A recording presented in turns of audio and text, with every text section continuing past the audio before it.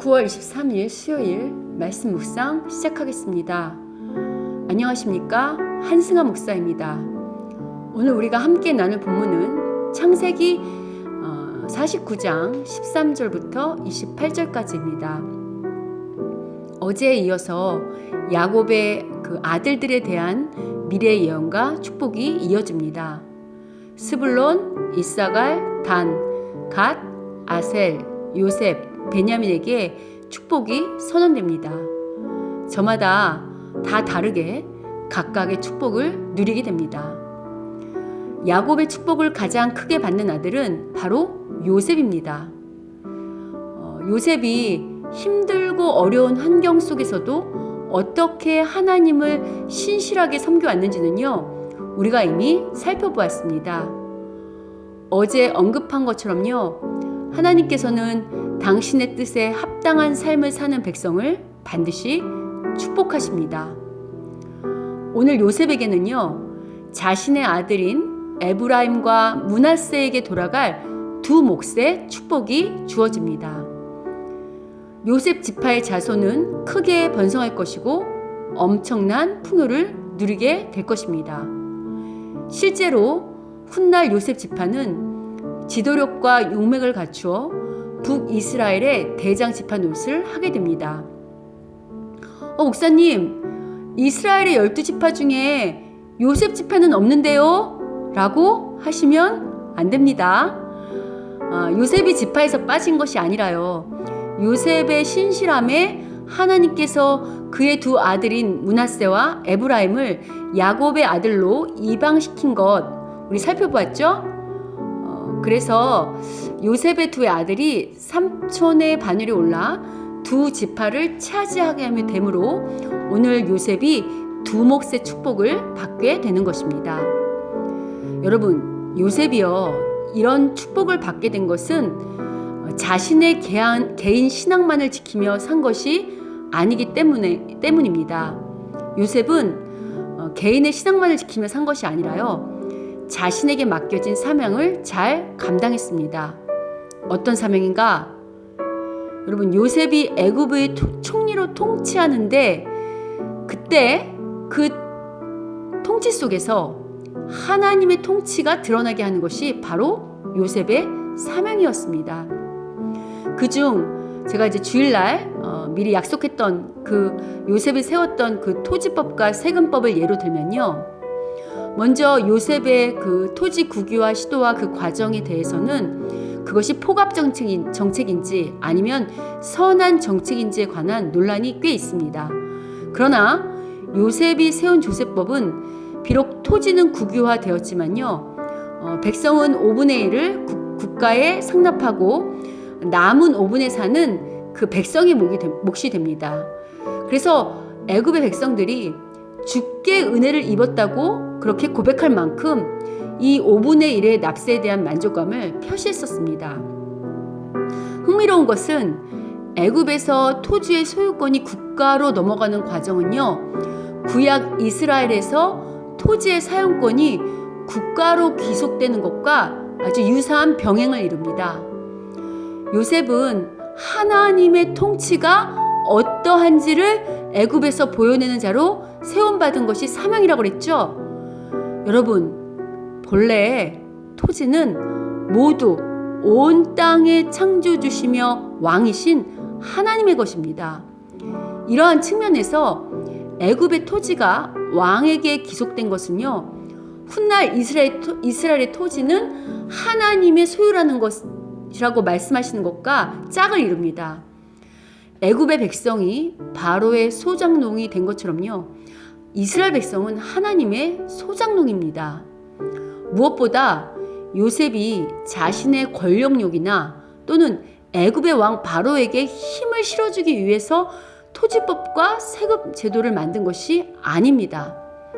요셉의 법은 왕이나 백성 모두에게 유익이 되는 방향을 제시했다고 볼 수 있습니다. 그래서 앞에서 언급한 것처럼 애굽의 백성들이 주께 은혜를 얻었다고 말할 만큼 만족한 것 아니겠습니까?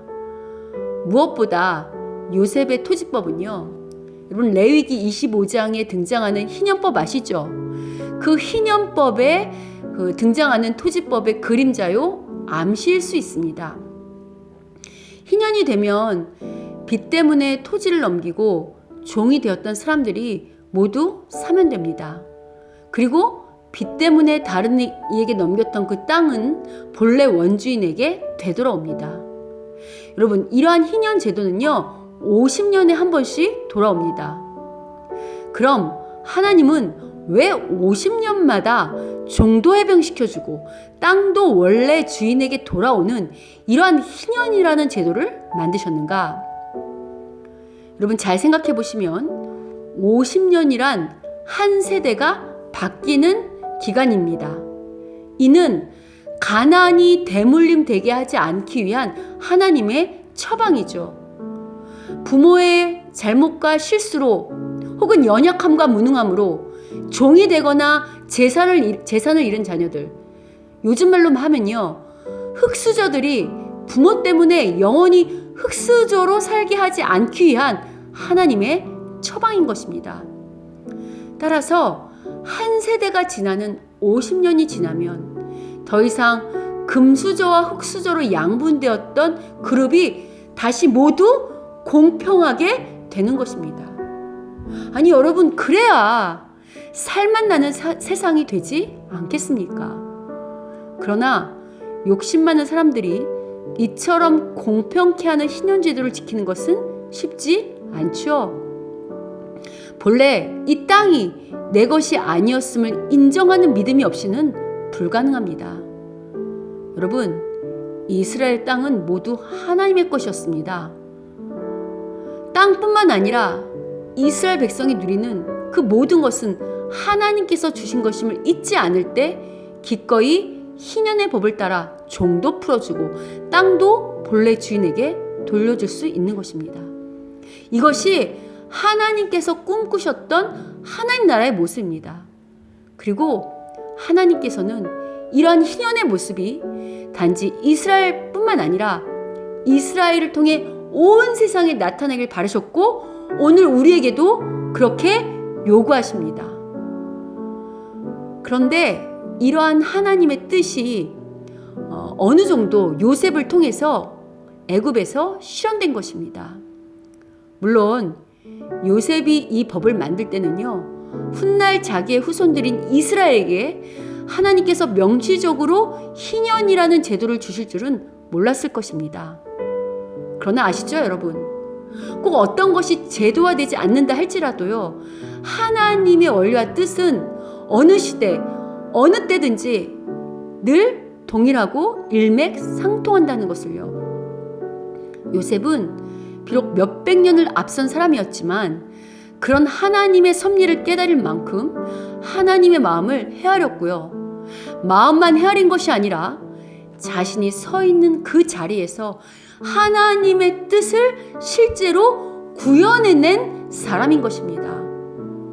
여러분, 이게 쉽겠습니까? 우리도 하나님의 뜻이 무엇인지 잘 알잖아요. 여러분 모른다고 하시면 안 됩니다. 날마다 듣는 말씀에서 또 여러분이 섬기는 교회의 말씀과 여러분이 만나는 목사와 스승들을 통해서 그러한 영적 지도자들을 통해서 이렇게 저렇게 하는 것이 하나님의 뜻이라는 이야기를 수없이 많이 들어오지 않았습니까? 더군다나 여러분을 사랑하는 목사를 만나시거나 그런 영적 지도자를 만나면요 여러분의 신앙의 형편과 수준에 걸맞는 그런 결단으로 요구하는 권면도 우리가 얼마나 많이 들어왔습니까? 그러나 우리 중에 정말로 요셉처럼 그 말씀에 자신의 전 인생을 걸고 결단하며 그 말씀 따라 내 욕심과 정욕을 버리고 온전하게 순전하려고 힘쓰고 애쓰는 성도는 그리 많은 것 같지 않습니다. 더군다나 우리는 이미 완성된 성경을 가지고 있는 세대입니다. 창세기부터 요한계시록을 통해 온전한 하나님의 계시를 가지고 있는 시대입니다. 따라서 우리는요 요셉보다 훨씬 하나님의 뜻이 무엇인지 명확하게 분별할 수 있는 시대를 살고 있습니다. 그러므로 하나님의 뜻을 몰랐다고 변명할 수는 없습니다. 여러분, 요셉이 하나님의 뜻을 자신의 터전에서 보여내는 것 결코 쉽지 않았을 것입니다. 요셉은 애굽보다 한참 못 사는 외국인이었습니다. 그런 외국인으로서 총리직을 수행하는 것만으로도 어려운데 새로운 법안을 확립할 때까지 성경은 단 몇 줄로 쓰고 있지만요, 실제 그 일을 이루어낼 때까지 얼마나 많은 어려움이 있었겠습니까? 아시죠? 오늘날도 아무리 좋은 법안이라도 그 법이 통과될 때까지 얼마나 많은 정치적인 전쟁과 시련이 있는지 우리가 지금 살고 있는 대한민국에서도 목도하고 있지 않습니까? 여러분, 거듭 말씀드리지만요, 예수님을 믿는다는 것은 결코 예수님 때문에 편안하게 구름 타고 둥둥 떠다니면서 산책하고 꽃길만 걷는 그런 인생을 산다는 의미가 결코 아닙니다. 오히려 예수님을 믿기 때문에 이 타락한 세상의 가치관과 날마다 전쟁을 치러야 하는 험하고 좁은 인생길을 가는 것입니다.